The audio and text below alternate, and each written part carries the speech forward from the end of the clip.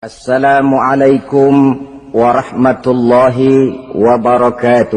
Waalaikumsalam warahmatullahi wabarakatuh.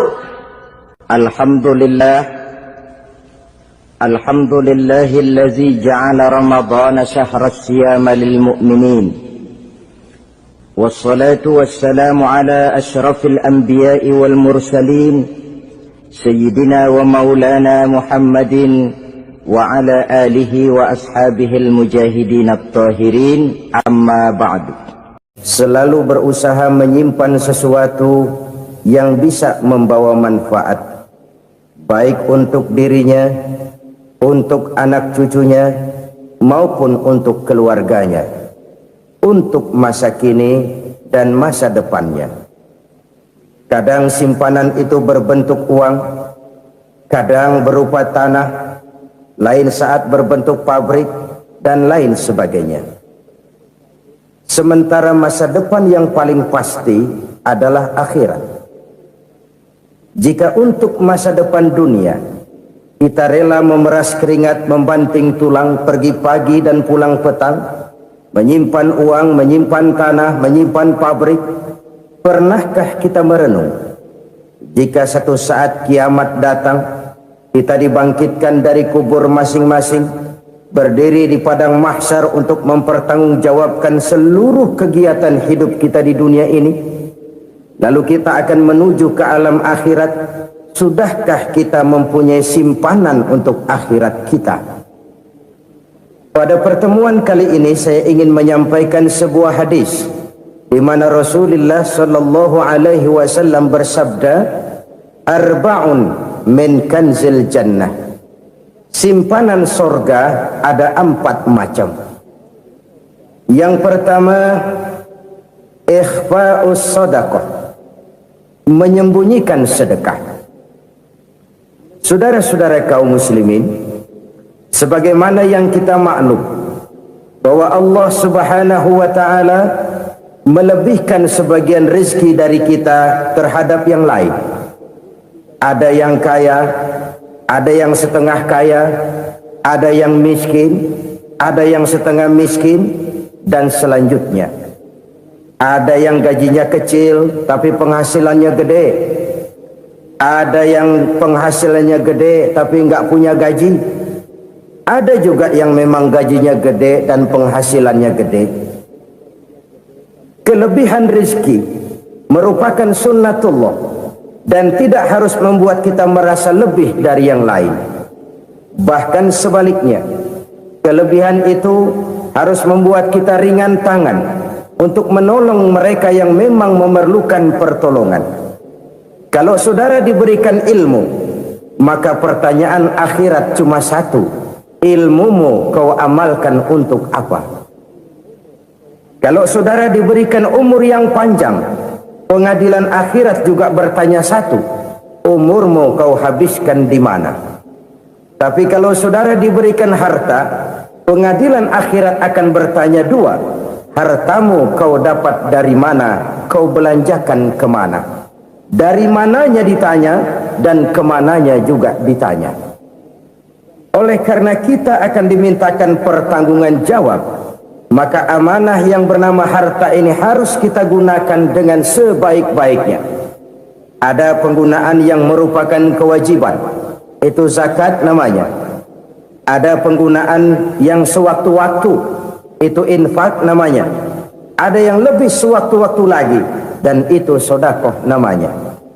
Zakat dia terikat oleh haul dan nisab, oleh putaran batas waktu dan ukuran dari harta itu sendiri. Sedangkan infak terikat oleh situasi dan kondisi perekonomian seseorang. Sedangkan sedekah tidak terikat dengan apapun. Dalam kondisi seperti apapun kita bisa melakukan sedekah dengan yang terkecil sekalipun. Sampai-sampai Rasulullah sallallahu alaihi wasallam mengajarkan, la tahqiranna minal ma'rufi syai'an walau an talqa akhaka biwajhin talik. Atau ada hadis, tabassumuka fi wajhi akhika laka sadaqah. Senyumanmu kepada temanmu adalah sedekah. Jadi untuk melakukan sodakoh tidak harus dalam berbentuk uang. Dengan ilmu kita bisa sodakoh, dengan tenaga kita bisa bersodakoh, dengan pikiran kita bisa bersodakoh, bahkan senyum kepada teman itu pun sodakoh. Jadi kalau sodakoh dengan uang memang belum punya uang, nyengir aja banyakin. Itu asal pada tempatnya, jangan lalu ketemu tiang listrik cengengesan. Tentu tidak pada tempatnya dan tidak wajar. Nah, sodakoh yang paling dicintai Allah adalah sodakoh yang disembunyikan. Artinya jauh dari sifat riya. Kan kadang-kadang ada orang sedekah itu disebutkan namanya, apa tidak bagus? Kalau memang niatnya ikhlas, ya bagus-bagus saja. Untuk memberikan sugesti kepada yang lain. Di Fulan bin Fulan nyumbang sekian, diumumkan. Boleh kalau niatnya untuk memberikan rangsangan kepada yang lain supaya dia menyumbang lebih besar dari orang tadi. Tapi kalau itu mendatangkan riya, maka sodakoh yang paling dicintai Allah adalah sodakoh yang disembunyikan. Tangan kiri saja tidak tahu apa yang diberikan oleh tangan kanan. Sedekah yang dilakukan dengan ikhlas akan merupakan perbendaharaan surga, tersembunyi dari pandangan orang lain, tidak seorang pun tahu. Karena memang sikap yang baik adalah melupakan kebaikan dan mengingat kesalahan. Itu salah satu ciri orang bahagia. Orang yang selalu mengingat kesalahannya dan berusaha melupakan segala kebaikannya. Kalau dia akan berada kebaikan, dia tidak bisa ikut, dia merasa rugi karena dia merasa belum pernah berbuat baik. Tapi kalau akan melakukan kesalahan baru, dia ingat kesalahan yang sudah-sudah, sehingga terhalang baginya untuk melakukan satu kesalahan baru. Demikianlah saudara-saudara, bahwa Allah melebihkan rizki sebagian kita dari yang lain, agar terjadi tolong-menolong dalam kehidupan ini. Jadi kesenjangan yang nature, kesenjangan yang alami, itu sunnatullah. Ada yang kaya, ada yang miskin, ada yang kelas menengah. Nah, kenapa lalu sekarang kita berusaha mengentaskan kemiskinan? Oleh karena adanya kesenjangan struktural. Kalau yang kaya bisa semakin kaya, kenapa yang miskin tidak bisa naik jadi ikut sedikit kaya? Sebab pada dasarnya Islam adalah agama yang sejak turunnya sudah berupaya memerangi kemiskinan. Bahkan dikatakan kemiskinan itu mendekatkan kepada kekufuran. Orang kalau miskin udah dekat banget sama kafir. Gampang menjadi kafir. Berapa banyak saudara-saudara kita yang oleh karena soal perut, oleh karena soal materi, terpaksa meninggalkan dan menanggalkan akidahnya. Menjual petunjuk yang diberikan Allah dengan kesenangan dunia yang cuma sebentar ini. Na'udzubillah, thumma na'udzubillah. Jadi makin kita sembunyikan satu sedekah, semakin banyak perbendaharaan kita di surga. Sedekah yang paling dicintai Allah adalah sedekah yang disembunyikan. Malahan ada seorang sufi, dia punya kebiasaan kalau pergi sholat Jumat, dia bawa uang, itu uang dia taruh di bawah tikar masjid. Dia niat sedekah kepada siapa saja yang nemuin itu duit. Maksudnya apa? Supaya yang nemuin nggak tahu siapa yang punya duit. Demikian dia saking ingin menyembunyikan sedekahnya. Karena sifat riya itu bisa memakan amal kita sendiri. Riya itu termasuk menyebut-nyebut kebaikan kita. Orang yang suka nepuk dada, sedikit-sedikit ngitungnya kalau nggak gua. Tuh kalau nggak gua tuh yang belas itu kalau nggak gua, iya kalau nggak lu kenapa emang? Orang yang suka menepuk jasa, tuh biasanya memang begitu saudara-saudara. Kalau perang lagi berkecamuk, orang nggak sempat ngaku jadi pahlawan. Tapi begitu perang selesai, yang kagak kenal bedil ngaku pahlawan, mas. Itu sesuatu yang biasa. Oleh karenanya, orang-orang yang ikhlas dalam bersedekah, disembunyikannya sedekah itu, Allah cinta betul. Malahan ada hadis memberikan jaminan, inna shadaqatal mar'il muslimi tazidu fil umri wa tadfa'u mitatas su'i. Sesungguhnya sedekahnya seorang mukmin tazidu fil umri, bisa menambah umur panjang, wa tadfa'u mitata su'i, dan menyelamatkan manusia dari mati secara su'ul khatimah. Jadi siapa yang kepengen panjang umur, banyaklah sedekah. Yang bosan hidup, pelit terus. Sedekah menambah panjang umur dan menyelamatkan manusia dari mati secara su'ul khatimah. Pak, katanya umur itu nggak bisa ditambah, nggak bisa dikurangin. Kapan? Kalau ajal sudah datang. Wa idza jaa ajaluhum la yastakhiruna sa'atan wa la yastaqdimun. Kalau ajal datang tidak bisa dimajukan, tidak bisa dimundurkan. Itu kalau ajal sudah datang. Tidak bisa lagi umur ditambah dikurangi, sudah datang. Tapi kalau belum datang, itu kan haknya Allah. Mau ditambah, mau dikurangi, hak prerogatif Allah. Sebagai pencipta manusia, Allah maha kuasa dan maha mampu. Sedekah ini menambah panjang umur dan menyelamatkan manusia dari mati secara su'ul khatimah. Itu orang mati kan sama ya, kondisinya mati, nggak nafas. Tapi hakikat mati kan lain-lain. Ada yang mati itu husnul khatimah, baik akhirnya. Misalnya lagi ngaji mati, lagi sholat mati, lagi sedekah mati. Ini yang dinamakan dengan husnul khatimah, baik di akhirnya. Sebaliknya ada yang su'ul khatimah, jelek di akhirnya. Ini yang jadi catatan akhir. Lagi nyekek botol, mampus. Lagi banting kartu, modar. Su'ul khatimah, jelek pada akhirnya. Sedekah menyelamatkan manusia dari mati secara su'ul khatimah. Dan kita semua kepengen mendapat husnul khatimah, jauh dari su'ul khatimah.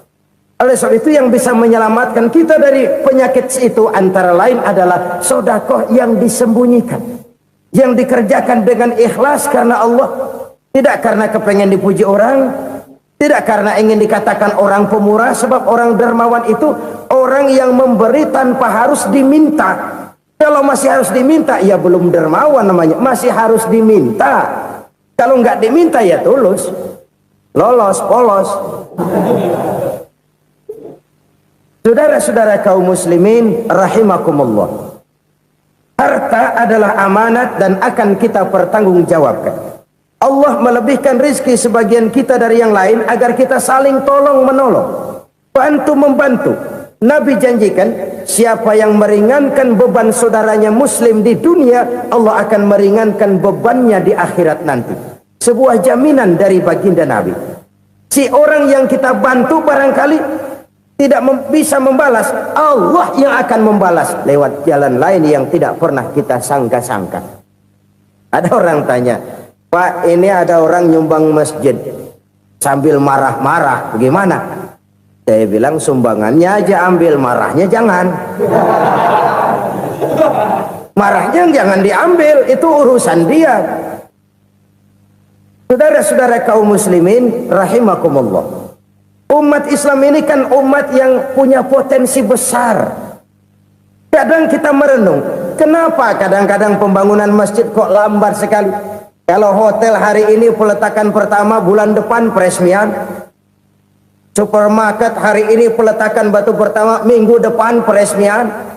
Tapi kalau sudah yang namanya masjid, kadang-kadang peletakan batu pertama sekaligus jadi batu terakhir. 3 tahun, 4 tahun, campur nebar jalak di jalanan, duit dijaring kayak ikan sepat. Apa tidak ada orang Islam yang kaya? Banyak. Apa tidak ada pengusaha muslim yang jadi konglomerat? Ada. Lalu yang belum banyak itu yang komit terhadap nilai-nilai agamanya. Akhirnya kita jatuh jadi umat yang lemah. Belum ada pengusaha konglomerat muslim buka pabrik supermi cap bedug misalnya umpamanya atau pabrik kecap cap sorban supaya identitas keislamannya sedikit kelihatan. Kita jatuh jadi umat yang lemah karena potensi tidak terinventarisir dengan baik. Kita ini ibarat kompor yang cuma matengin nasi orang lain. Potensi kita dimanfaatkan oleh orang lain. Ukhuwah Islamiyah kita baru terbatas kepada silaturahmi.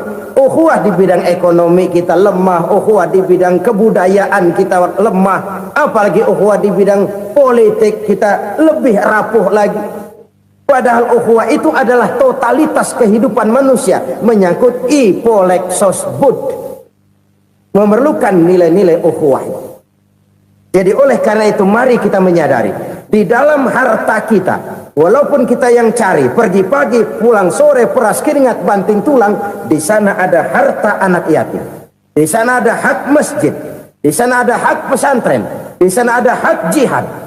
Berbahagialah seseorang apabila dia oleh Allah dijadikan keran. Keran itu menyimpan air, tapi tidak untuk dirinya, tapi disalurkannya kepada mereka yang memang memerlukannya. Saudara-saudara kaum muslimin rahimakumullah, ini yang pertama. Jadi perbendaharaan surga adalah menyembunyikan sedekah. Orang lain nggak tahu, kita pun nggak pernah ngitung-ngitung. Kita anggap lewat begitu saja, padahal itu deposit akhirat. Satu. Yang kedua, perbendaharaan surga itu apa? Wa kitmanul musibah, menyembunyikan kesulitan. Kadang orang takut menghadapi kesulitan, tapi makin kita merenung, hidup ini kan sebenarnya urusan. Takut sama urusan ya jangan hidup. Tandanya orang hidup itu kalau punya urusan. Urusan melupakan problem, problem sering menimbulkan kesulitan. Kesulitan bukan untuk ditakuti, tapi untuk diatasi dan dicarikan jalan keluarnya. Siapa sih orangnya yang nggak pernah sulit-sulit? Makin tinggi status sosialnya, makin gede urusannya. Makin tinggi kualitas imannya, makin berat tingkat kesulitannya. Cuma memang yang namanya enak itu seperti pelangi. Biang lala itu nggak pernah di atas kepala kita, di atas kepala orang melulu. Lu sih enak lu, kata kita. Dia juga bilang yang enak kan lu. Pelangi itu nggak pernah di atas kepala kita. Kata tukang beca, aduh enak ya naik Mercy. Kata tukang beca, apa yang di dalam mobil Mercy? Aduh enak bener tukang beca, di jok ngeringkuk ngorok pulas bener.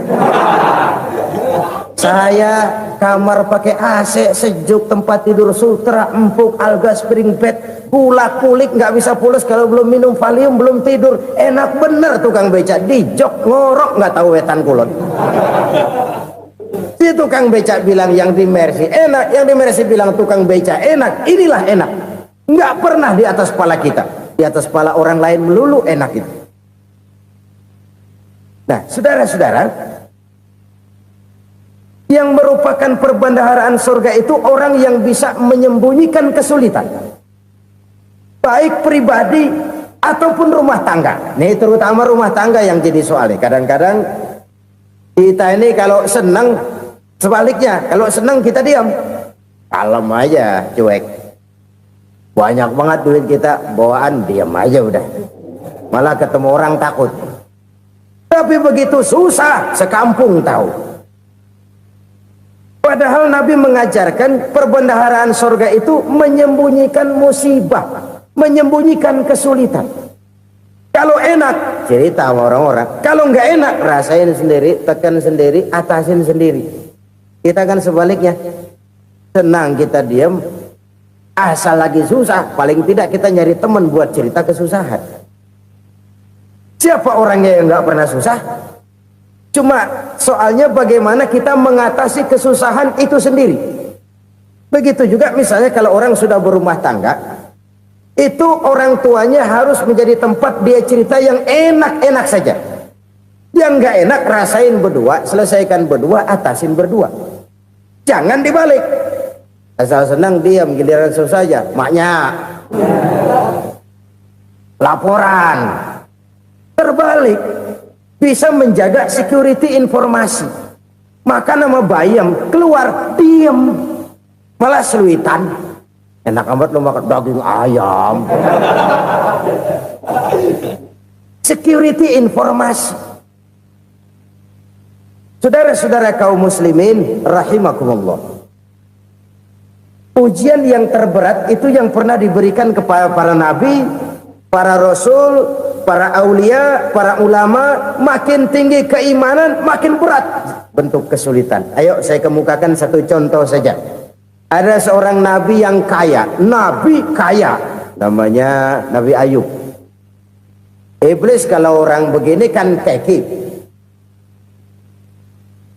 ibadahnya rajin, kaya. Yang kayak begini susah digodain. Kalau ibadahnya rajin, miskin, kali bisa disogok. Sini imannya mantap, ibadahnya rajin, kaya, nabi lagi. Oh, tapi namanya iblis nggak kurang akal. Laporan, Tuhan, kenapa Les? Ya ini bahasa saya, bahasa Qurannya sih nggak gitu. Itu hambamu yang namanya Ayub, dia rajin ibadah cuma karena dikasih kaya aja. Coba kasih miskin dia, berhenti dia sembahyang. Ah, kamu bisa aja. Saya tahu Ayub itu hambaku yang ikhlas. Saya buktiin Tuhan, silahkan. Dibuktiin lah, iblis turun ke alam ini. Yang mula-mula dia lakukan, dia rusak sawah ladang Nabi Ayub. Dia binasakan binatang ternak Nabi Ayub. Sehingga dalam waktu singkat, jatuhlah Nabi Ayub dari orang paling kaya jadi orang paling miskin. Beliau masih ibadah di mihrab dalam masjid. Datang iblis. Saudara Ayub, ya, lagi ngapain? Ibadah. Nyembah Allah, nyembah Allah. Oh, percuma. Kenapa? Tuhan yang ente sembah nih, dia udah bikin miskin ente. Sawah ladang ente hancur lebur, binatang ternak binasa. Sekarang ente jadi orang paling miskin. Ngapain nyembah Tuhan kayak begitu? Tekor. Udah berhenti dah ibadah, berhenti ibadah. Ini iblis sama Tuhan laporannya lain, yang dikerjakan kepada Nabi Ayub juga lain. Benar begitu iblis kata Nabi Ayub? Iya, sawah ladang saya habis, buras. Binatang ternak saya binasa, binasa. Saya miskin, bangpak. Apa jawab Nabi Ayub? Bukan innalillahi, ya ini hebat. Alhamdulillahillazi a'tani wa akhza minni. Segala puji bagi Allah yang telah memberikan harta kepada saya dan sekarang mengambilnya lagi.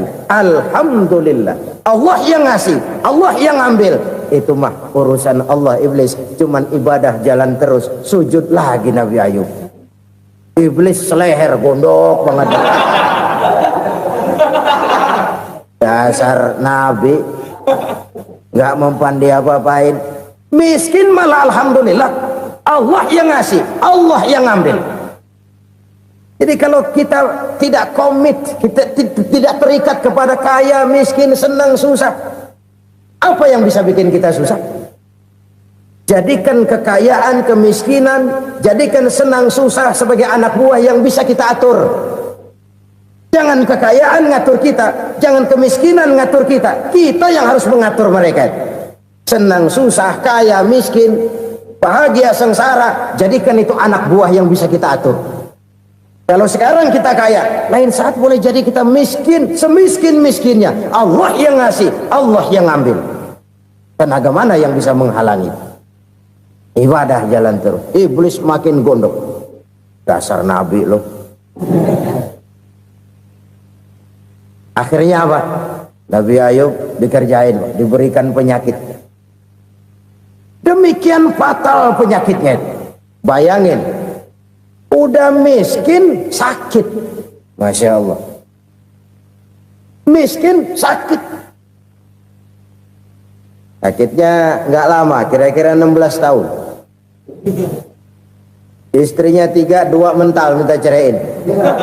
Ngerawatin laki bengek begini.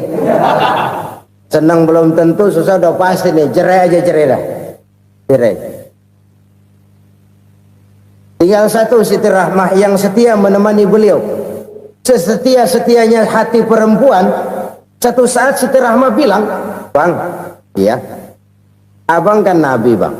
Lalu namanya Nabi kan doanya jarang meleset bang. Maksud kamu minta kenapa sih sama Tuhan biar abang sembuh baik dah bang?" Siti Rahmah, iya. Saya sakit berapa tahun sih dah? 16 tahun bang. Sebelum ini saya sehat berapa tahun? Ya kira-kira 60 tahun bang. Nah coba ente banding-bandingin Rahmah. Saya dikasih sehat 60 tahun. dikasih sakit 16 tahun, sudah nggak sabar mau doa kepada Allah minta sembuh. Saya malu kepada Allah. Diuji dengan yang luar biasa seperti ini, tidak mengganggu stabilitas kehambaannya. Dia tetap menghamba kepada Allah Subhanahu wa ta'ala. Saudara-saudara kaum muslimin rahimakumullah, kunci menghadapi kesulitan itu apa? Allah jelaskan dalam satu ayat, wa basyiris sabirin alladzina iza asabathum musibah qalu inna lillahi wa inna ilaihi raji'un. Gembirakan orang-orang yang sabar. Siapa mereka itu? Yang apabila mendapat musibah mereka kembali kepada keyakinan dasar, segalanya dari Allah dan segalanya akan kembali kepada Allah. Ini konsepsi dasar dari sikap muslim dalam menghadapi berbagai kesulitan. Segalanya dari Allah, segalanya akan kembali kepada Allah. Kalau ini sudah kondisi dasarnya, maka kita akan lapang menghadapi kenyataan bagaimanapun pahitnya. Apakah itu namanya miskin, apakah itu namanya sakit, bahkan maut sekalipun. Segalanya dari Allah, segalanya akan kembali kepada Allah. Ini sikap hidup, bukan sekedar ucapan. Kita kadang-kadang menjadikannya sebagai ucapan. Mulutnya sehingga berhenti, innalillahi wa inna ilaihi raji'un, tapi nangisnya terus gerung-gerungan. Bukan itu, ini kesadaran moral. Kalau segalanya dari Allah, segalanya kembali kepada Allah, kan sebenarnya cuma nunggu giliran. Hari ini saya nyembayangin dia, entah hari apa saya disembayangin orang. Hari ini saya antar dia ke kubur, entah hari apa orang nganterin saya ke kubur. Hari ini saya tahlilkan dia, entah nanti kapan orang tahlilkan saya. Segalanya dari Allah, segalanya akan kembali juga kepada Allah. Oleh sebab itu saudara-saudara, kesulitan bukan untuk ditakuti. Kesulitan justru untuk diatasi, dicarikan jalan keluarnya. Dan tidak ada orang yang tidak pernah mendapat kesulitan. Tidak ada. Semakin tinggi status sosial, semakin tinggi kualitas keimanan, semakin besar juga tingkat kesulitan. Hanya saja bagaimana cara kita mengatasinya. Dan Al-Quran menyatakan, inna ma'al usri yusra. Di balik kesulitan itu pasti ada kemudahan. Roda itu berputar. Karena itu Rasulullah sallallahu alaihi wasallam mengingatkan kepada kita, ta'arraf ilallahi firraha ya'rifka fisyiddah. Ingatlah kepada Allah di waktu kamu senang, supaya Allah ingat kepada kamu di waktu kamu susah. Kalau waktu senang kita ingat kepada Allah, kita susah, Allah tidak akan meninggalkan kita. Tapi kalau waktu senang kita jauh dari Allah, sujud tidak sempat, dengan masjid jauh, ketika senang kita lupakan Allah. Nanti begitu kita susah, Allah lupakan kita. Dan itu menyakitkan. Oleh karena itu orang-orang tua kita dulu bilang, kalau lagi sehat ingat-ingat lu bakal sakit nanti. Kalau lagi kaya ingat-ingat satu saat kita bakal jatuh miskin. Bahkan kalau lagi muda ingat-ingat kita bakal tua. Dan yang terpenting, kalau lagi hidup ingat-ingat kita bakal mati. Saudara-saudara kaum muslimin rahimakumullah. Jadi yang kedua yang merupakan perbendaharaan surga, menyembunyikan musibah. Saudara-saudara kaum muslimin rahimakumullah. Hal ketiga yang merupakan perbendaharaan surga adalah wasilatur rahmi. Orang yang suka bersilaturahmi. Sebagaimana yang kita maklum bahwa manusia adalah makhluk yang disebut zon politika. Makhluk sosial yang tidak mungkin hidup sendiri-sendiri. Betapa dan siapapun kita memerlukan orang lain. Bodoh betul manusia kalau tinggal di tengah masyarakat tapi tidak mau bermasyarakat. Merasa hebat sendiri, pinter sendiri, gagah sendiri, kaya sendiri. Mungkin kalau mati juga ngubur sendiri. Jangankan kita di sini, di sorga saja Nabi Adam waktu sendirian bengong melulu, mondar mandir. Allah tegur dam sepi dam. Ya ini kalau bahasa saya. Iya Tuhan, sepi ini nggak ada coret-corekan pisan ini. Diciptakan Siti Hawa baru anteng Nabi Adam. Itu di sorga. Cobalah. Umpamanya saudara tinggal di Jakarta nih. Kayak bener. Apaan aja di Jakarta punya saudara dah. Jembatan Semanggi ambil. Monas, Buntel bawa pulang. Hotel-hotel ambil semua. Cuman tinggal di Jakarta sendirian, apa enaknya? Betapa dan siapapun kita perlu orang lain. Tidak ada seorang pun yang bisa memenuhi kebutuhan hidupnya secara sendiri-sendiri. Nah, Islam telah menyelamatkan manusia dari ras diskriminasi, mengikat manusia dengan persaudaraan yang berlandaskan kepada akidah. Karena itu dianjurkan bersilaturahmi. Bahkan Nabi menyatakan, man arada ayyubsata lahu fi rizqihi wa yunsa'a fi atharihi falyasil rahimah. Siapa yang kepengen diluaskan rezekinya dan dipanjangkan usianya, banyaklah ia bersilaturahmi. Siapa yang kepengen dimudahkan rezekinya, hendaknya ia banyak bersilaturahmi. Kalau banyak teman, kesulitan kan paling tidak ada tempat cerita. Udah susah, sendirian kita pikirin diri, nggak ada tempat tukar pikiran. Cepet banget sama bengek. Dilawan sendiri.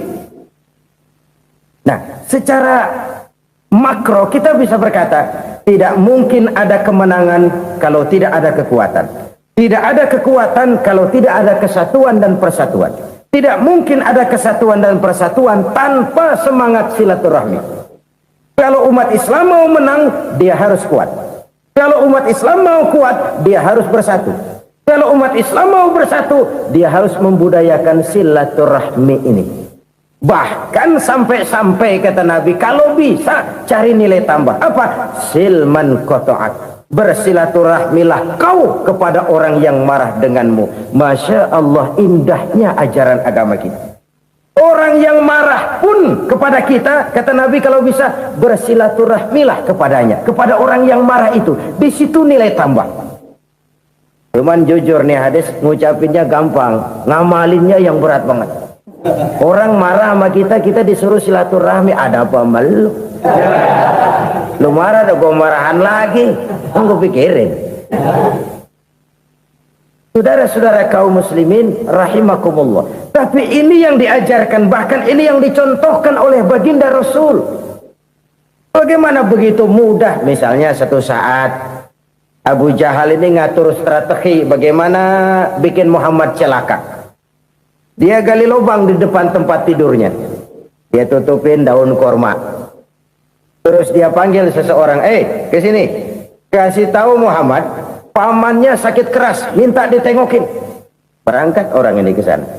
Muhammad, labbaik. Pamanmu sakit keras, dia minta ditengokin. Baik, saya akan datang menjenguk beliau. Berangkatlah Nabi ke rumah Abu Jahal tanpa prasangka apapun. Abu Jahal udah pasang setil, selimut 3 rangkap setengah dipakai, persis kayak orang meriang. Tapi sembari ngintip dari balik selimut, begitu Muhammad buka pintu, nah masuk perangkap nih. Muhammad jalan menuju tempat pembaringan. Makin lama makin dekat, makin lama makin dekat, makin dekat ke lubang yang dipasang oleh Abu Jahal itu. Dalam hati Abu Jahal, terus dah jatuh, mampus dah lo ini. Mampus lo hari ini nih. Apa yang terjadi? Malaikat Jibril datang. Muhammad, pamanmu cuma pura-pura sakit. Di depan tempat tidurnya ada lubang perangkap supaya kamu jatuh ke situ. Sudah, kamu pulang. Balik kanan Nabi. Sudah hampir jatuh ke lubang, balik kanan, pulang. Bayangin kecewanya Abu Jahal. Muhammad dikit lagi, Muhammad dikit lagi. Enggak paman, saya pulang aja. Emosi bangun dari tempat tidur, enggak sadar kalau lagi pura-pura sakit. Lompat ngejar Nabi, dia lupa dengan lubang yang dia gali. Usrak, nyemplung sendiri ke dalam lubang.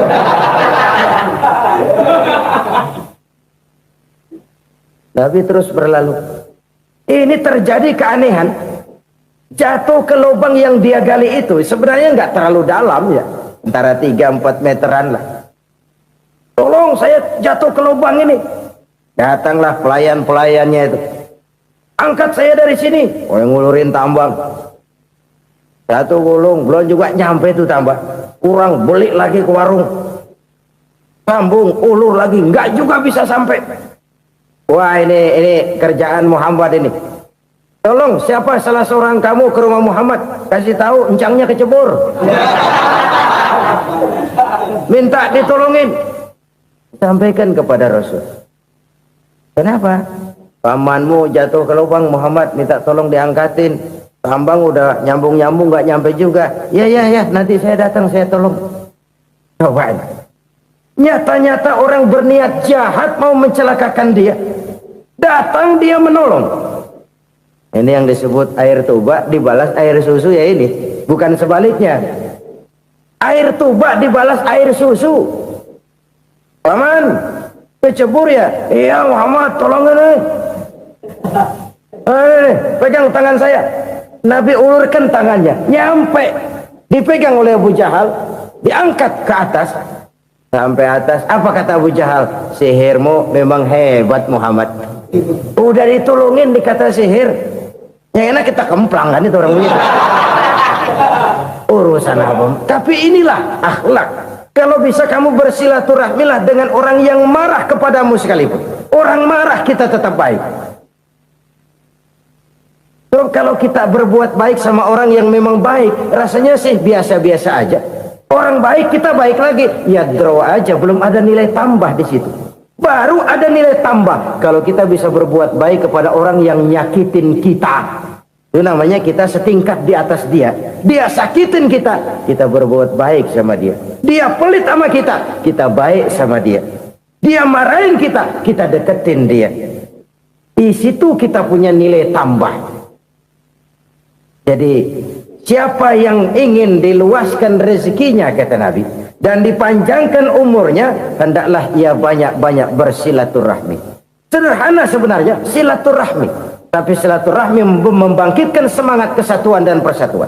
Kesatuan dan persatuan melahirkan kekuatan. Dalam matematika 1 ditambah 1 pasti 2.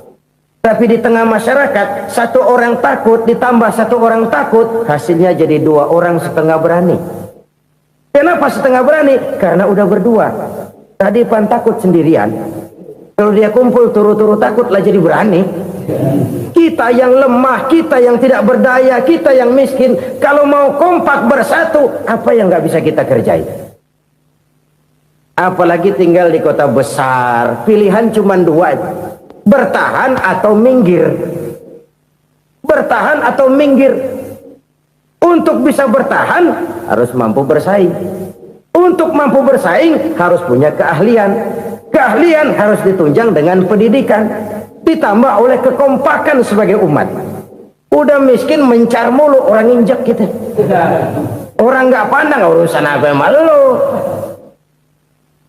Oleh karena itu silaturahmi pada hakikatnya merupakan roh dari ukhuwah yang diajarkan oleh agama kita.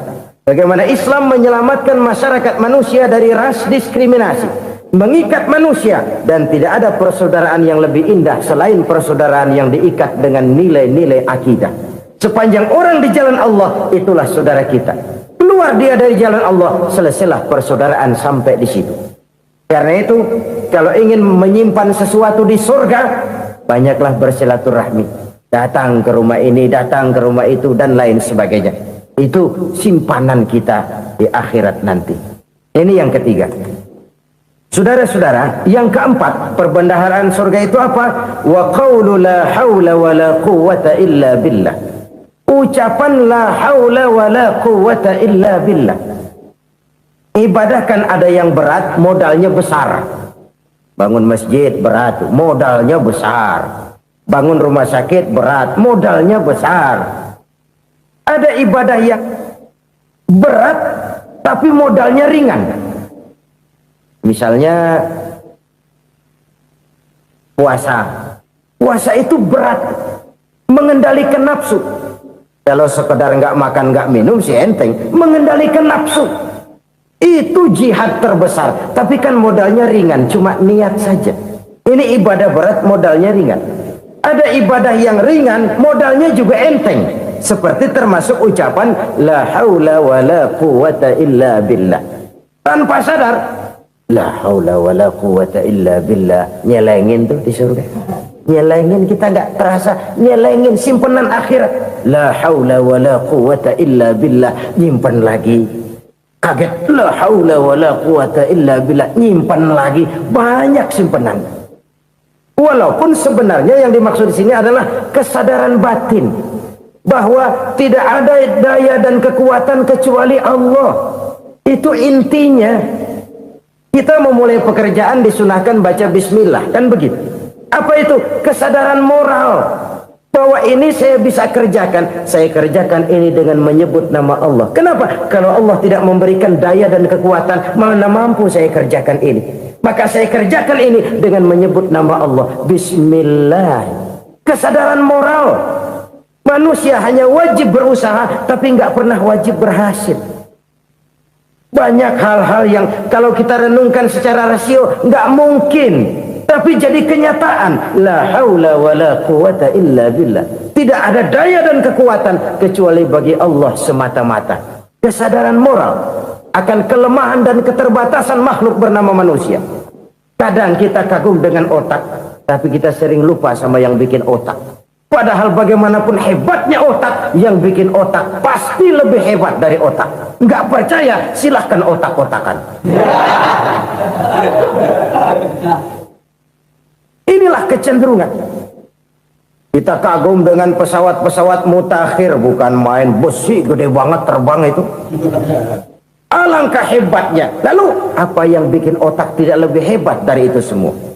Kita puji laut, apa yang bikin laut tidak lebih hebat dari laut itu? La haula wala quwata illa billah. Tidak ada daya dan kekuatan kecuali Allah. Apa yang bisa kita lakukan kalau tidak karena daya dan kemampuan yang diberikan oleh Allah kepada kita?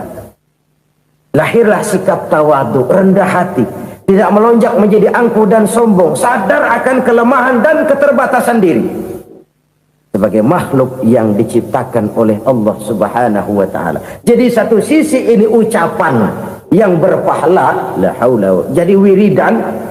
Pada sisi lain ini kesadaran moral, sikap mental, kesadaran batin bahwa yang punya daya dan kekuatan itu cuma Allah. Kita nggak pantas untuk sombong, sebab sombong itu pakaiannya Allah. Kita nggak sedang pakai pakaian Allah, kegedean. Dan makin kita renungi, makin terbentur. Apa sih yang bisa kita sombongin? Kita mau sombong apa? Kaya, pintar, itu kan semua relatif. Di atas langit masih ada langit lagi. Jadi oleh karenanya, marilah kita menyadari, manusia hanya wajib berusaha, tapi tidak pernah wajib berhasil. Yang berusaha saja tidak wajib berhasil, apalagi yang tidak berusaha. Islam bukan agama orang pemalas yang selesai sholat lalu endelohom, nggelenggem ayem-ayem.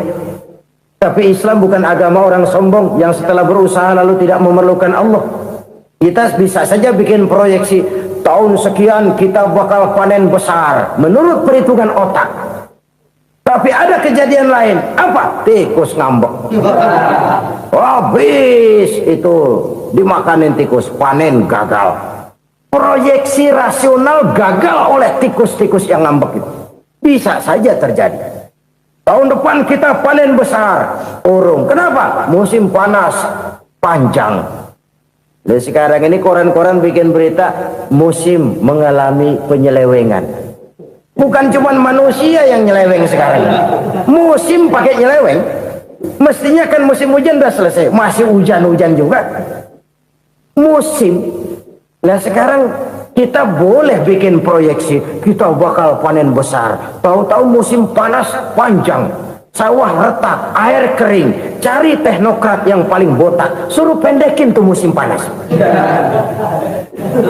La haula wa la quwata illa billah. Inilah kesadaran moral.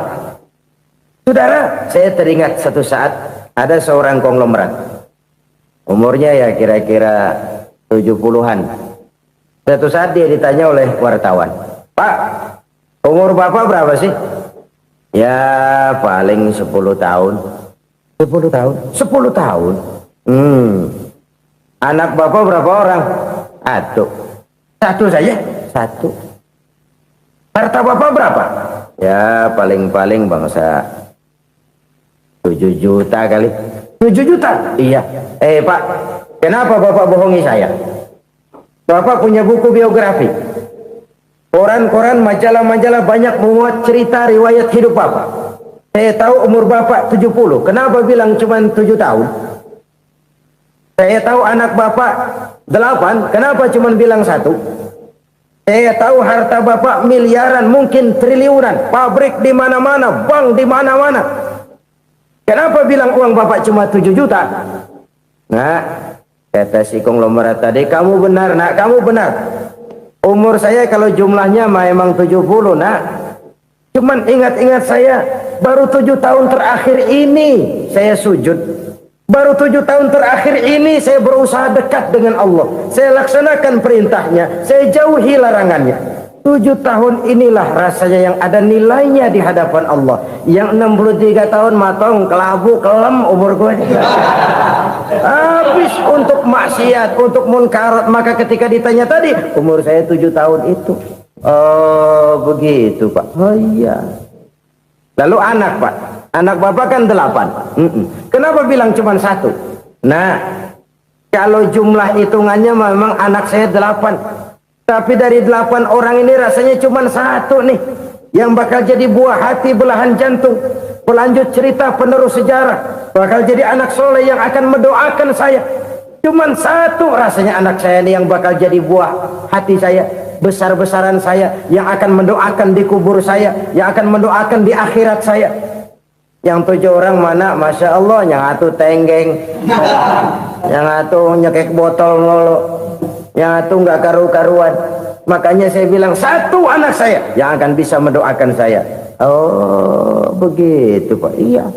Nah harta Pak, harta bapak kan triliunan. Pabrik bapak di mana-mana. Uang bapak hampir di tiap bank-bank besar. Kenapa bilang cuma 7 juta? Betul kau nak. Harta saya kalau jumlahnya memang miliaran, triliunan mungkin. Tapi yang saya ingat baru 7 juta tuh yang saya belanjakan di jalan Allah. Saya nyumbang masjid, saya santuni yatim piatu, saya bantu pembangunan pesantren, saya bantu pembangunan rumah sakit Islam.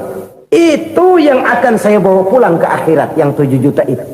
Yang triliunan itu nanti akan diperebutkan oleh anak-anak saya sebagai waris saya. Jadi harta saya 7 juta itu yang bakal nemenin saya di akhirat. Yang akan saya bawa pulang jadi teman saya. Saudara-saudara kaum muslimin, jangan-jangan orang tua itu adalah kita-kita ini. Jangan-jangan kita-kita ini adalah orang tua itu. Jangan-jangan itu potret dari diri kita masing-masing. Dari sekian umur yang diberikan Allah, berapa tahun yang ada nilainya di hadapan Allah? Dari sekian anak-anak yang merupakan amanah, berapa yang akan mendoakan kita sebagai orang tuanya menjadi anak soleh? Dari sekian banyak harta yang diberikan Allah, berapa yang akan kita bawa pulang menghadapnya nanti, yang kita belanjakan di jalan Allah? Ini sebuah potret kehidupan. Karena itu kita kembali kepada la haula wa la quwwata illa billah. Kita wajib berusaha, kita wajib berikhtiar. Selebihnya, segala daya dan kekuatan hanya milik Allah saja semata-mata. Satu kesadaran batin dari setiap pribadi muslim.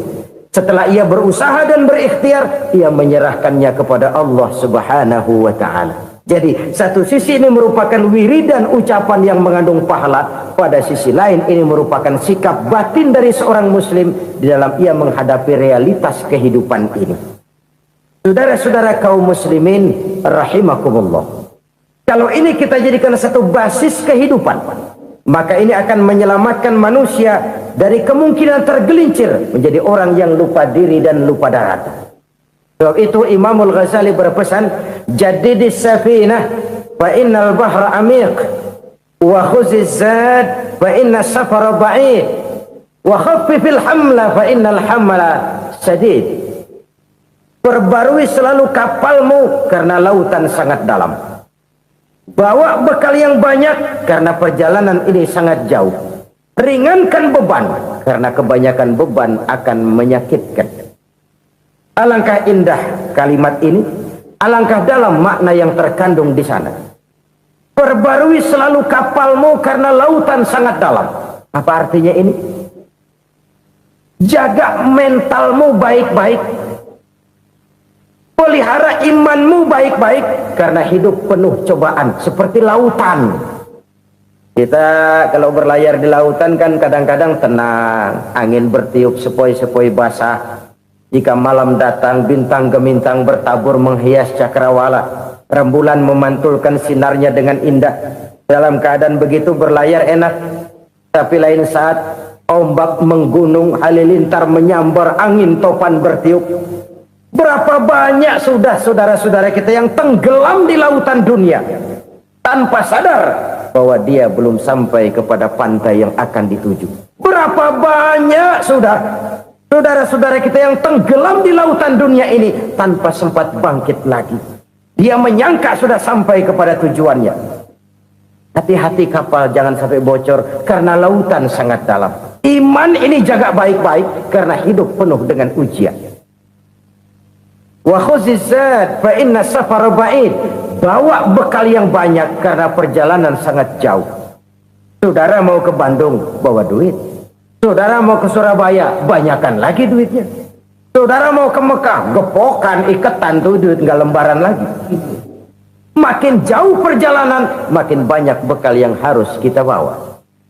Kalau saudara dari Jakarta mau ke Surabaya, kagak bawa duit berangkat juga, itu sih bukan berani namanya, nekat. Sampai Surabaya belum tentu, sengsara di jalan udah pasti. Kenapa? Nggak bawa bekal berangkat. Sama juga kita nih, misalnya belum sempat sembahyang, mati. Waduh, berani banget orang. Belum punya bekal, mati. Sengsara di jalan. Atau bekal tidak cukup. Dari Jakarta saudara mau ke Surabaya, bawa duit 500 perak. Paling jauh Cikampek nyampenya itu. Paling jauh itu.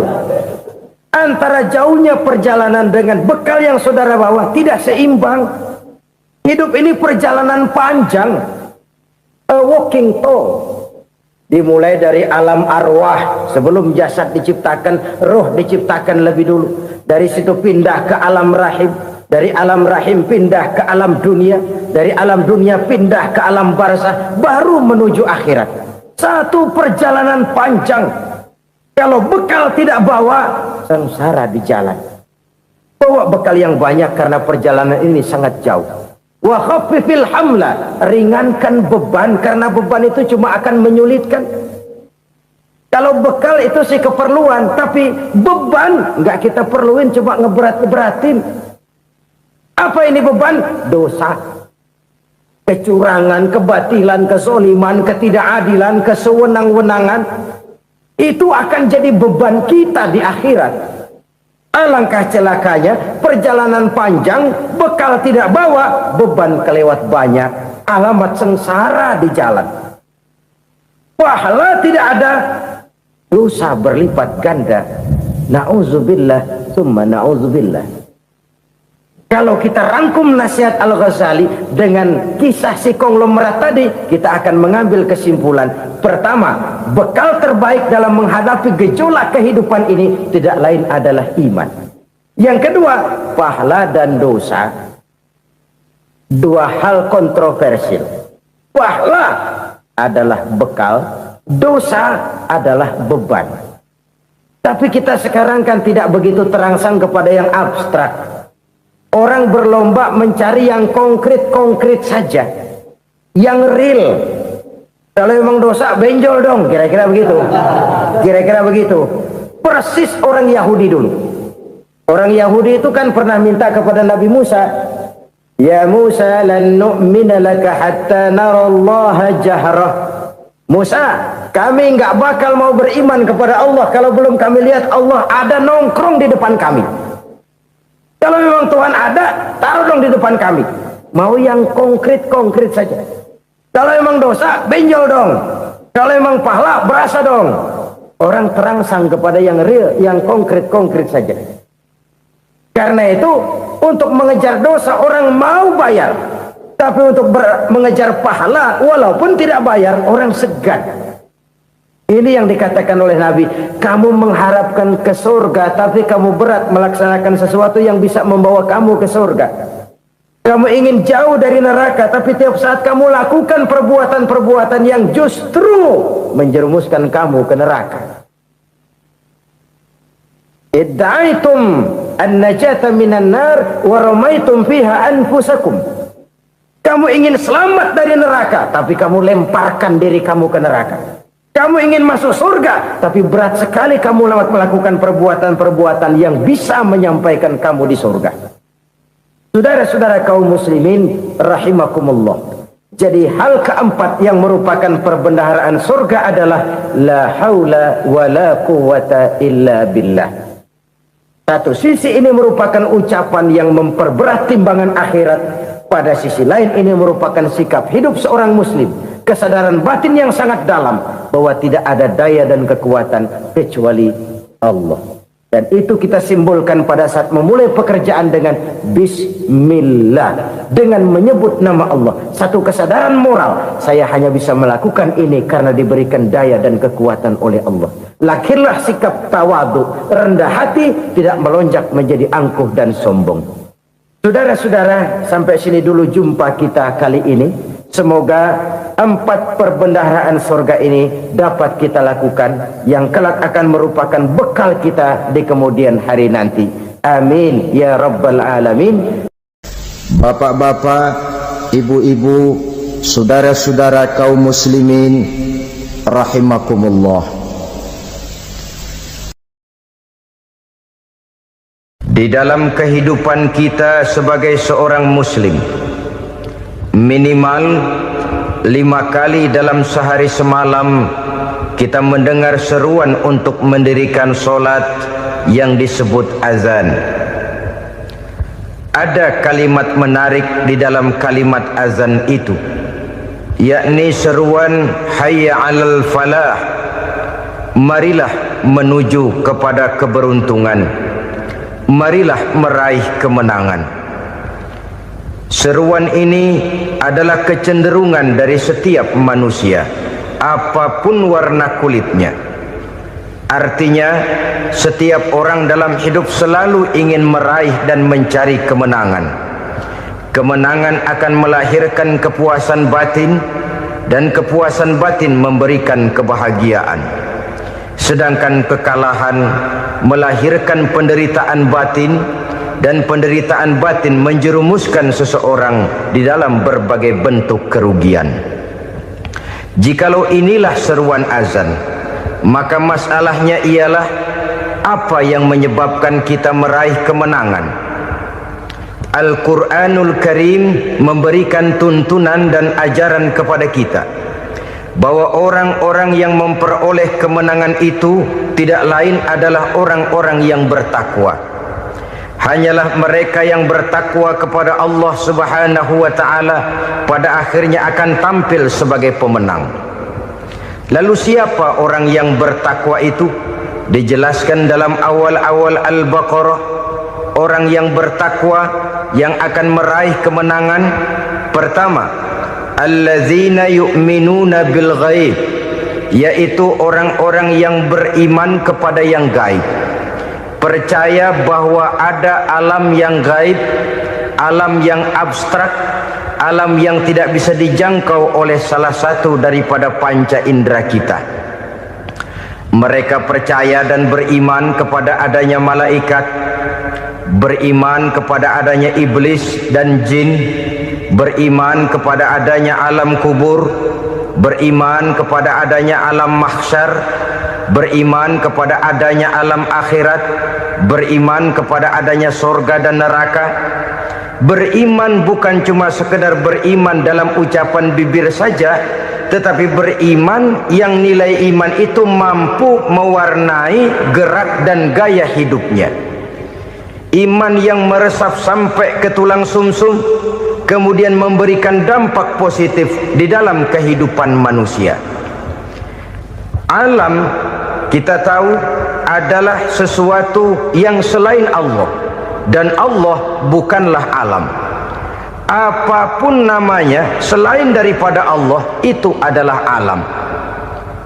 Alam pada hakikatnya terbagi menjadi dua. Ada alam syahadah, alam nyata, alam konkret, alam yang bisa dijangkau oleh salah satu indera kita. Kemudian ada alam ghaib, alam yang tidak bisa dijangkau oleh panca indera kita, alam metafisika, alam abstrak, alam yang wajib kita imani keberadaannya.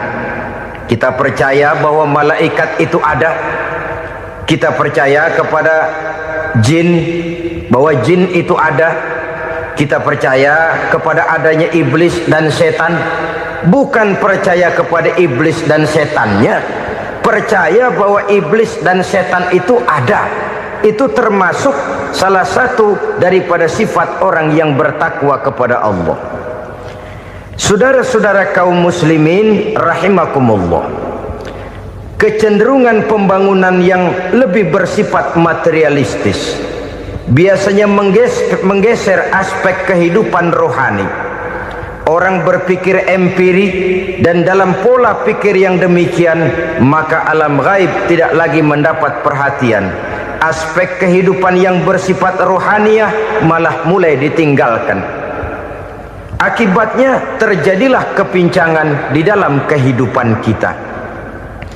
Pernah ada satu pengalaman pribadi dalam perjalanan kembali ke tanah air. Dalam pesawat di sebelah kanan saya duduklah seorang Jerman namanya Heiner Simonsen. Iseng saya ajak kenalan, saya ajak ngobrol, saya tanya dia. Saya bilang, Mas Heiner ini, kalau pesawat yang kita tumpangi ini jatuh ke bawah, kira-kira apa yang bakal terjadi, Mas? Dia bilang, kita semua akan mati. Begitu? Ya. Oke. Apa itu mati? Tanya saya. Dia bilang, untuk tahu apa itu mati, kita harus tahu lebih dahulu apa itu hidup. Saya pikir nih bule bisa ngomong juga. Baiklah kata saya. Apa hidup menurut Anda itu? Oh, hidup itu dia bilang, kalau seluruh anggota badan kita bekerja secara normal, paru-paru memompa darah secara normal, jantung berdetak secara normal, sel-sel tubuh bekerja secara fit, dan organisme tubuh hanya mau bekerja secara normal, dia bilang, kalau kita memberi makan yang cukup, menu yang teratur, dan gizi yang lengkap. Saya bilang, kesimpulannya apa, Ner?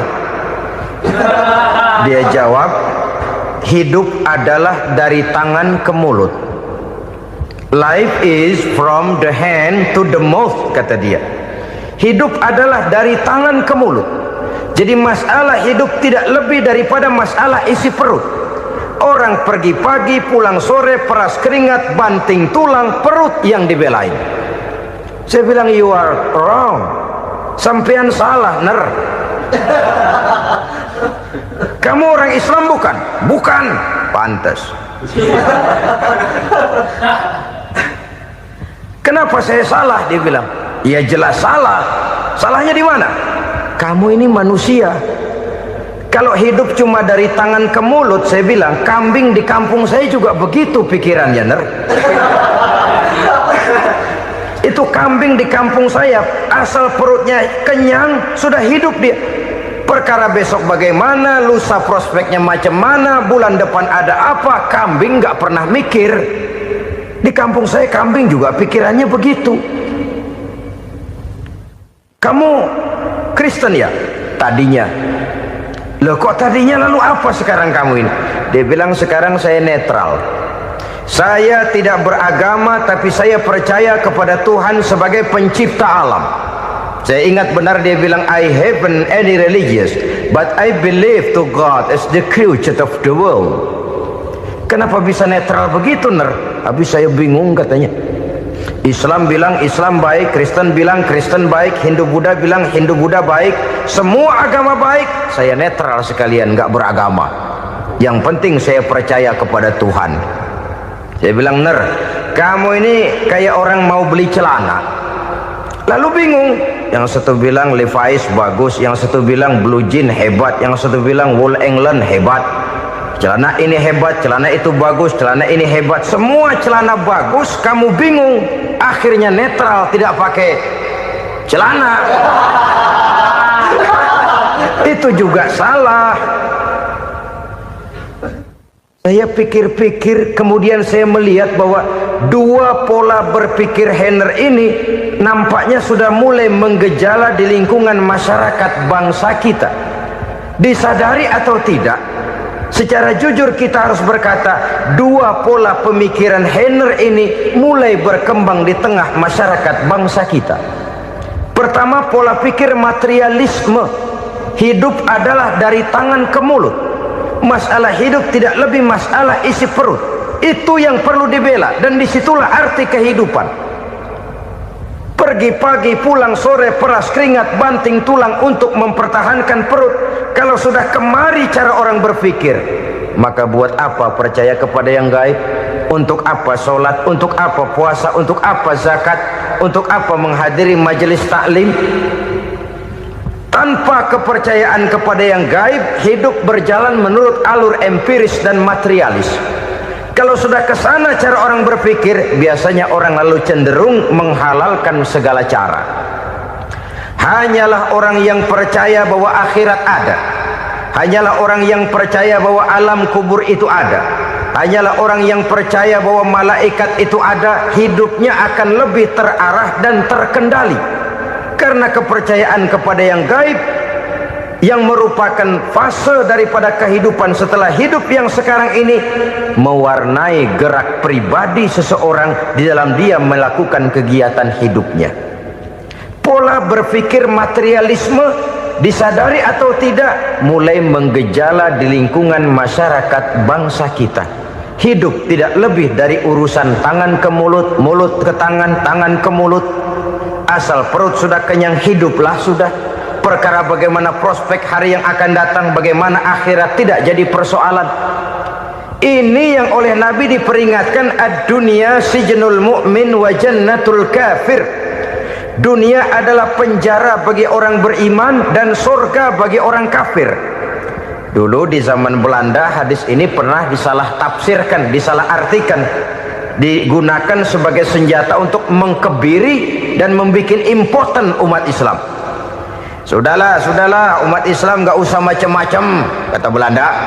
Dunia ini kan penjara buat orang Islam, surga buat orang kafir. Di penjara jangan bertingkah.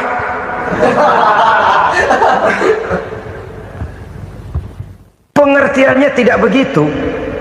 Dunia adalah penjara bagi orang mukmin. Artinya dalam kehidupan dunia seorang mukmin tidak bebas memperturutkan hawa nafsunya. Di penjara hawa nafsunya. Sebaliknya surga bagi orang-orang kafir. Buat orang kafir surgalah dunia ini. Mereka bebas memperturutkan hawa nafsunya. Dilarang tidak terlarang, dicegah pun tidak tercegah. Mereka hidup menurut alur bisikan nafsu mereka sendiri. Kemudian bila ajal datang, maut merenggut nyawa, selesailah surganya sampai di situ. Maka bagi orang-orang yang tidak percaya kepada adanya akhirat, kepada adanya alam gaib, surganya sebatas umurnya. Sekali lagi, surganya sebatas umurnya. Bila umur selesai, ajal pun datang merenggut nyawa, selesailah sudah surganya sampai di situ. Alangkah pendeknya perjalanan orang-orang yang tidak percaya kepada alam gaib ini. Bagi kita mukmin, jikalau kita mampu memenjarakan hawa nafsu, kita bisa bahagia di dunia ini. Dan Islam memang tidak menyuruh kita sengsara di dunia. Raih dunia, kejar dunia, gapai dunia sebagai alat untuk mencapai kebahagiaan di akhirat nanti. Hidup adalah satu perjalanan panjang yang terbentang sejak kita terlahir dari alam rahim sampai kepada alam akhirat nanti. Andai kata kita gagal meraih kebahagiaan di dunia, toh kita masih punya akhirat. Tapi jangan jadi dalil yang melemahkan semangat. Biarin dah kita di dunia kebelangsak, yang penting akhirat. akhirnya dunia benar-benar kebelangsah. Bagaimana dunia ini bisa kita raih, dan bagaimana meraih dunia untuk menunjang kepentingan akhirat nanti.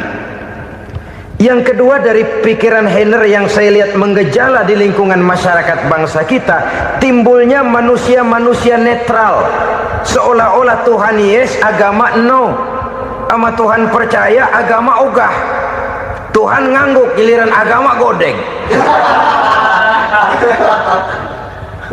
Padahal hampir dalam setiap ayat dalam Quran, kata-kata amanu biasanya bergandeng dengan wa amilus sholihat, iman dan amal soleh. Ini sebagai isyarat Tuhan dan agama jangan pernah dipisah-pisah. Apabila kita bertuhan, maka kita harus beragama. Apabila kita beragama, maka agama itu harus bersumberkan dari Tuhan yang kita imani itu. Tidak mungkin kita pisah, Tuhan yes, agama no. Sama Tuhan percaya tapi agama bikin sendiri. Sembayangnya cukup bengong 2 jam madep ngulon.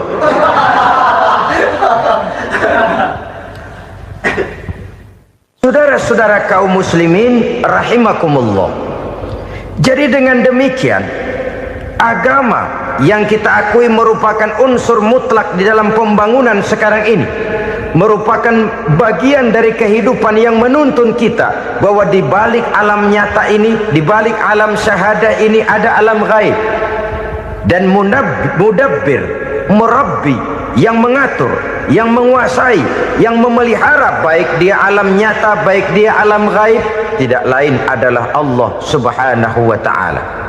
Di sana ada satu super power, satu maha kekuatan yang kita perlu bersandar kepadanya. Sebagai makhluk nyata yang hidup di alam nyata, berbuatlah secara nyata sebagaimana harusnya kita berbuat. Karena Islam jelas bukan agamanya orang pemalas. Islam jelas bukan agamanya orang yang mengajarkan setelah selesai sholat boleh duduk, nggelenggem ayam-ayam, ndelohom, menghitung bintang di langit sambil menunggu keajaiban. Tidak.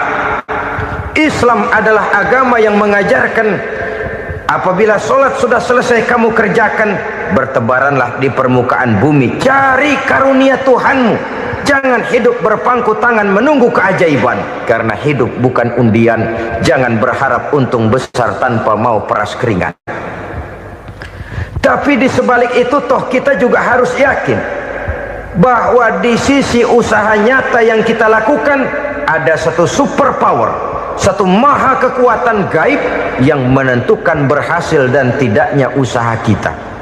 Kepercayaan kepada hal semacam inilah yang mendorong kita untuk mempunyai sandaran vertikal, agar jikalau usaha ini berhasil, kita tidak lupa diri dan lupa daratan.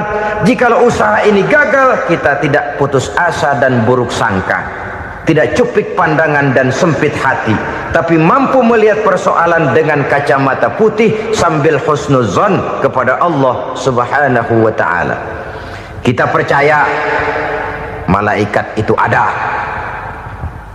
yang namanya raqib dan atid, mengawasi gerak hidup kita sampai kepada gerak hati kita. Ini memberikan sugesti agar kita berhati-hati, tidak sejengkal tanah pun kita bisa berlindung dari pengawasan raqib dan atid. Ada munkar nakir yang akan menyoal kita di alam kubur. Ada malaikat Malik, penjaga neraka. Ada malaikat Ridwan yang menjaga surga. Kita percaya kepada adanya jin, kita percaya kepada adanya setan, iblis. Percaya kepada adanya, bukan mempercayai si setan, si iblis lalu menjadikannya sebagai teman. Tidak. Percaya bahwa mereka itu ada dan merupakan makhluk Allah yang gaib, yang diciptakan Allah Azza wa Jalla. Kepercayaan kepada alam gaib memberikan motivasi terhadap gerak lahir manusia, sehingga dengan motivasi kepercayaan kepada yang gaib, gerak lahir jadi lebih terarah, jadi lebih terpelihara. Pernah seseorang bertanya, "Pak, apakah adanya akhirat bisa dibuktikan secara ilmiah?" Saya bilang tidak bisa, tidak bisa. Kenapa? Karena yang berangkat nggak pernah pulang kemari lagi. Kalau dia pulang kemari bisa kita tanya bagaimana enak di sono. Cuma secara moral saya katakan, lebih beruntung orang yang percaya kepada akhirat daripada yang tidak. Sekarang saudara percaya akhirat ada, lalu saudara baik-baik di dunia, sholat, puasa, zakat, menolong orang lain, menebarkan kebajikan. Saudara mati, andai kata akhirat tidak ada, toh dalam hidup saudara sudah berbuat baik, paling tidak nama saudara akan dikenang sebagai orang baik. Sebaliknya, saudara percaya, kata saya, bahwa akhirat tidak ada, lalu hidup semau-maunya, tenggelam dalam maksiat dan munkarat, menentang Allah, tidak mau ruku dan sujud, lalu saudara mati, kemudian akhirat ada, ayo mau apa? Bekal tidak punya. Jadi secara moral lebih beruntung orang yang percaya kepada adanya akhirat daripada yang tidak percaya. Dan itu alam gaib yang tidak bisa dibuktikan secara eksat. Jangankan untuk membuktikan seperti itu, dalam kehidupan sehari-hari saja yang kita rasakan tidak selalu berbentuk toh. Angin, bagaimana sih bentuknya angin? Kita tidak tahu. Merah, buktinya kalau dikerok merah. Yang merah itu kulit, yang kulit kita bukan anginnya. Sakit, rasa sakit itu ada, tapi bagaimana bentuk sakit kita nggak pernah tahu. Kalau kita makan cabai pedas, bagaimana bentuk pedas itu tidak ada, tapi rasa ada. Bentuk pedas hijau, cabenya bukan pedasnya. Tidak semua yang kita rasakan bisa kita gambarkan dalam bentuk yang konkret. Oleh karena itu, sekali lagi bahwa kepercayaan kepada alam yang gaib mampu memberikan satu sugesti yang menata kehidupan seseorang lebih lurus, lebih terarah, dan lebih terkendali. Maka wajar kalau kepercayaan kepada yang gaib mengantarkan seseorang untuk meraih kemenangan. Kenapa? Dia percaya kepada yang gaib, bahwa akhirat ada, bahwa alam kubur ada, bahwa pertanggungan jawab itu ada, maka dia lalu tidak hidup saenae udele dewe, itu loh. Tidak hidup menurut seleranya sendiri, terarah, teratur. Ini cirinya yang pertama, orang bertakwa yang akan meraih kemenangan, mereka beriman, mereka percaya kepada yang gaib. Bahkan hal-hal konkret saja selalu berangkat dari yang gaib. Saudara-saudara, para remaja, para pemuda sekarang ini tidak pernah tahu toh siapa yang akan jadi teman hidup saudara. Kita bisa saja ngerancang, mentargetkan, tapi toh akhirnya yang namanya jodoh bukan kekuasaan kita, rezeki di luar kemampuan kita. Begitu juga ajal, maut, jodoh, ajal adalah contoh-contoh konkret bahwa pada akhirnya yang gaiblah yang menentukan. Bertahun-tahun ngelancong, emang jodoh seret nggak jadi.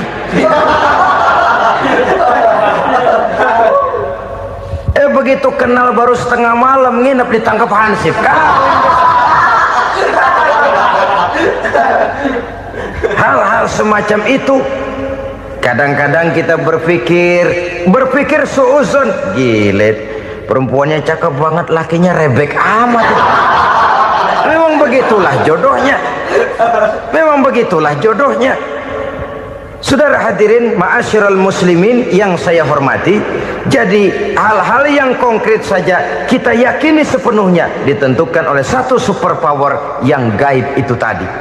Dari sanalah segala ketentuan itu berangkat dan kesanalah segalanya akan kembali.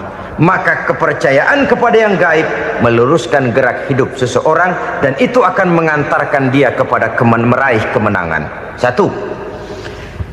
Yang kedua, wa yuqimuna shalah.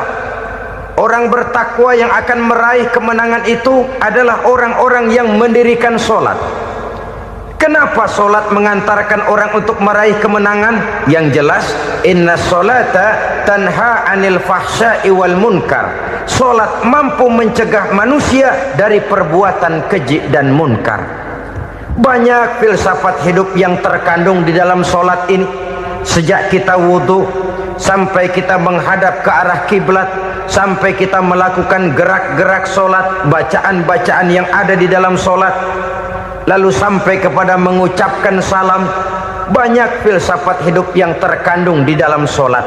Umpamanya saja, setelah takbiratul ihram, mulai kita dengan solat dalam posisi berdiri. Diajarkan dalam kitab-kitab fikih agar kita melihat ke arah tempat sujud. Ini kan filsafat kehidupan. Kalau kamu solat dalam posisi berdiri, lihat tempat sujud. Jangan solat mata jelalatan, sebab nanti bisa mengurangi kekhusyuan. Jadi wajar kalau yang dikatakan bahwa yang paling afdol adalah shaf yang di depan. Kenapa? Secara harfiah pengertiannya akan lebih mengundang kekhusyuan. Kenapa? Kalau kita di shaf paling depan di masjid umpamanya paling banter, kita lihat tembok. Tapi kalau kita shaf di tengah atau di belakang, orang-orang di depan kita pun akan kelihatan. Yang bajunya loreng, yang bajunya genggang, yang bajunya macam-macam. Kita lihat, kadang-kadang kita pikirin, ada yang bajunya bolong. Kita sholat tapi dalam hati, nih orang bajunya robek, yang nggak tahu apa. Ada saja hal-hal yang mengusik kekhusyuan kita. Oleh sebab itu diajarkan dalam posisi berdiri, lihat, arahkan pandangan matamu kepada tempat sujud. Ini kan filsafat kehidupan. Maksudnya apa? Kalau lagi diri, lihat dong tempat sujud. Kalau udah di atas, ingat dong sama yang bawah. Kalau sudah tinggi, ingat dong dari mana kamu berangkat. Kalau sudah berkuasa, bantu dong yang lemah. Kalau sudah kaya, santuni dong yang miskin. Kalau sudah alim, bimbing dong yang awam. Ini filsafat kehidupan. Dalam posisi berdiri, kau lihat tempat sujud. Ini akan melahirkan kepekaan sosial, di mana seseorang mau tahu kepada orang lainnya. Bagaimanapun kaya kita, tinggi pangkat dan jabatan kita, jikalau hidup hanya untuk kepentingan perut sendiri saja, rasanya belum membawa manfaat di dalam kehidupan kita. Tapi efek yang tertinggi sesungguhnya, solat mencegah manusia dari perbuatan keji dan munkar. Perbuatan keji dan munkar, walaupun kelihatannya mendatangkan uang, membawa keuntungan, tapi itu keuntungan semu, keuntungan sementara. Dengan menipu orang lain kita bisa dapat untung, tapi tidak membawa berkah, dan itu adalah kerugian besar dalam kehidupan kita. Maka untuk meraih kemenangan harus dimulai dengan membentuk kepribadian yang tegar, memiliki sandaran vertikal yang langsung kepada Allah Subhanahu wa ta'ala. Dan itu hanya bisa kita tempuh melalui jalur ibadah formal yang sudah ditentukan Allah, yakni solat yang 5 waktu. Untuk memperkuat itu, ada solat-solat sunnah, rawatib, nawafil, sebagai terminal-terminal kontrol cadangan untuk memelihara stabilitas temperatur batin di dalam kita berhubungan dengan zat yang maha gaib, yaitu Allah Subhanahu wa ta'ala. Orang sering bertanya, Pak, itu tetangga saya nggak sholat, duitnya nggak habis-habis, Pak. Nggak sholat tapi mobilnya tambah terus. Nggak sholat tapi usahanya makin maju. Tapi di sisi lain ada orang yang rajin sholat, rezekinya butak bener. Anaknya mana kurus, mana korengan. Saudara hadirin ma'asyiral muslimin rahimakumullah, harus saya katakan bahwa solat memang bukan untuk cari duit. Solat adalah sandaran vertikal kita kepada Allah. Sedangkan soal rezeki itu berkaitan dengan sifat Allah maha pengasih dan maha penyayang. Allah maha pengasih, siapapun dikasih kalau mau usaha. Allah maha penyayang, tidak semua orang disayang oleh Allah Azza wa Jalla. Dan belum tentu banyak harta itu merupakan nikmat. Mungkin juga istidraj. Artinya istidraj itu dikasih tapi diambulin, kalau bahasa Betawinya itu. Dikasih tapi diambulin, itu bukan merupakan nikmat sesungguhnya, lebih merupakan azab dari Allah Subhanahu wa ta'ala.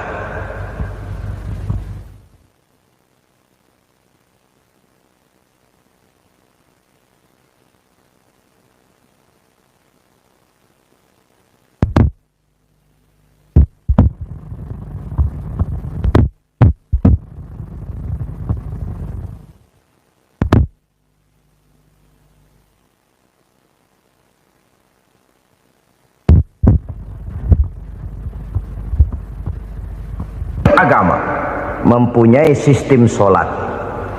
Dan kita umat Islam telah dituntun oleh Allah Subhanahu wa ta'ala yang wajibnya 5 kali dalam sehari semalam mendirikan sholat. Dan itu tentu berada dalam jangkauan kemampuan manusia. Pada awalnya barangkali kita memang merasa sholat itu satu kewajiban, tapi semakin kita hayati makna, manfaat dan filsafat yang terkandung di dalam ajaran sholat, semakin sampai kita kepada keyakinan bahwa sholat adalah keperluan kita. Sehingga pada waktu tertentu dinilai puncaknya, kita tidak lagi akan berkata saya wajib sholat, tapi kita akan berkata saya perlu sholat. Kalau kita sudah merasakan itu adalah keperluan kita, nah di sanalah kita baru akan merasakan ruginya kalau hal itu tidak kita laksanakan. Sepanjang kita masih berkata saya wajib sholat, kita akan lebih merasakan dia sebagai beban ketimbang sebagai keperluan. Yang jelas Allah tidak memerlukan ibadah yang kita laksanakan ini. Dengan kata lain, andai kata satu dunia penuh ini orang tidak ada yang sholat satu pun, Allah tidak akan turun dari jabatan Tuhan. Jangan lalu berpikir kalau kita ngambek se-RW kagak sembahyang Tuhan tekor kali ini ya. Tentu tidak. Itu perlunya kita, bukan perlunya Allah. Dan pada induknya kita akan berkata saya perlu agama. Kalau secara induk kita sudah memerlukan agama, maka konsep-konsep yang ada di dalam ajaran agama itu pun adalah juga merupakan keperluan kita. Baik dia bernama sholat, baik dia bernama puasa, baik dia bernama zakat, baik dia bernama haji, seluruhnya adalah keperluan kita. Dan sesuatu yang kita perlukan apabila tidak kita laksanakan akan melahirkan kerugian di dalam kehidupan. Jangan heran kalau kita membaca riwayat perjalanan hidup para salafus soleh, orang-orang soleh. Ada yang tahajud sampai 100 rakaat, ada yang sholat malam kakinya sampai bengkak. Kita sekalinya bengkak biri-biri. Ada yang sholat membaca surah dalam Al-Quran sampai khotam Quran. Kok mau? Mereka sudah merasakan itu keperluan. Itu saja soalnya. Satu saat pun jikalau kita merasa bahwa itu keperluan saya, kita pun akan melaksanakan seperti itu. Keperluan saya dalam kehidupan. Inilah yang kedua. Yang ketiga, orang bertakwa yang akan meraih kemenangan itu, wa mimma razaqnahum yunfikun. Mereka membelanjakan sebagian daripada rezeki yang diberikan Allah kepada mereka. Mereka infakkan di jalan Allah.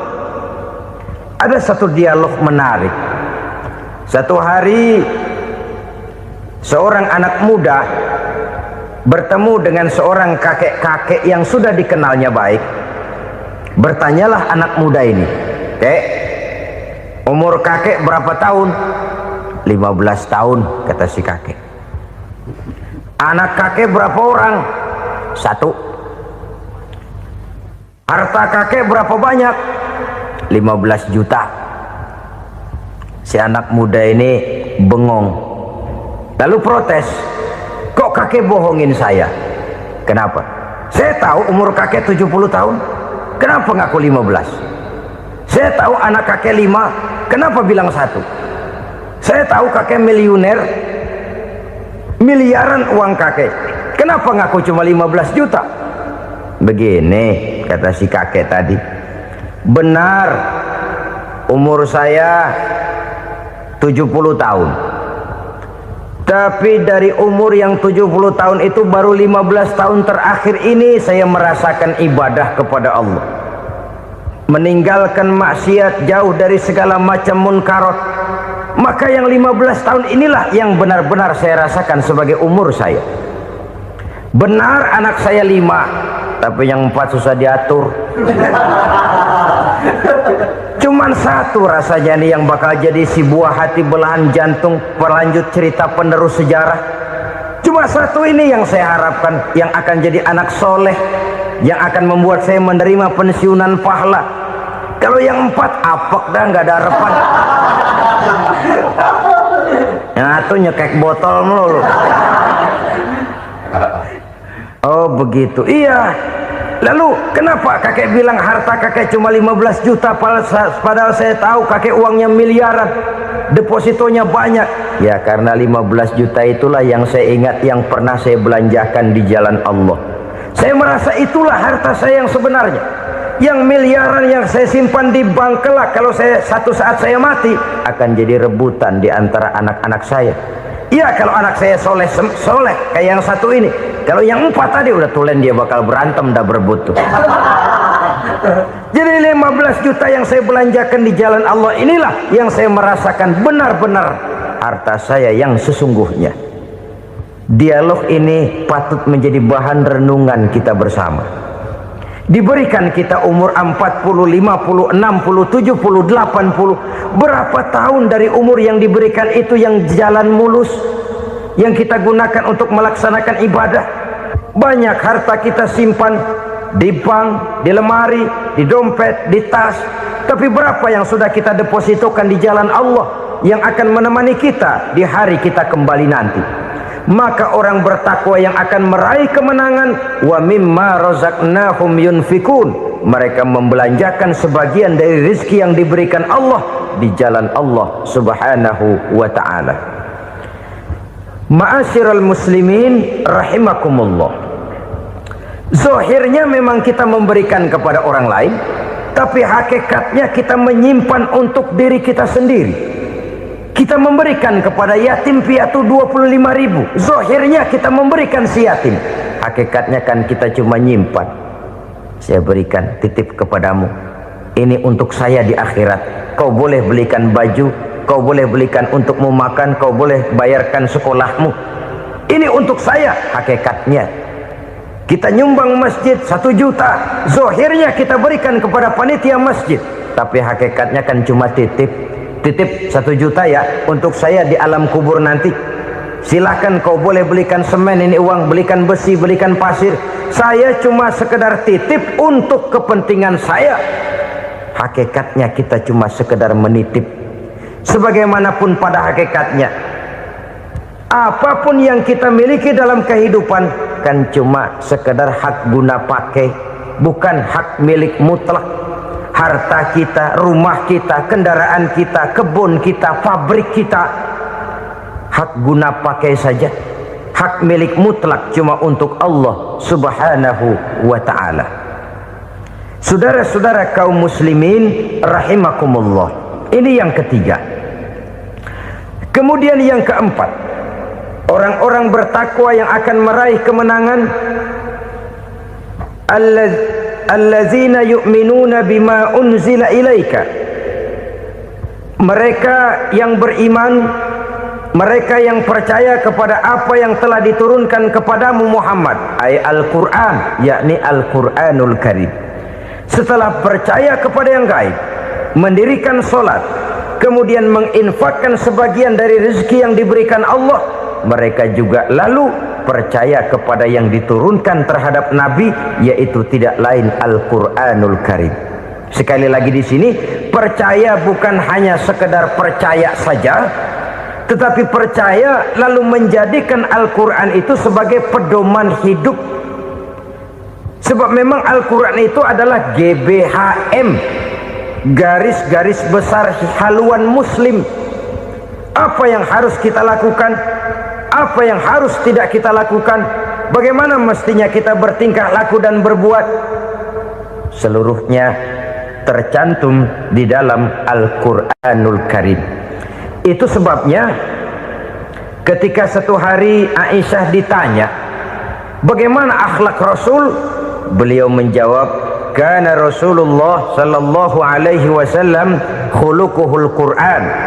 Akhlak daripada Rasulullah tidak lain adalah Al-Quran. Jawaban simpel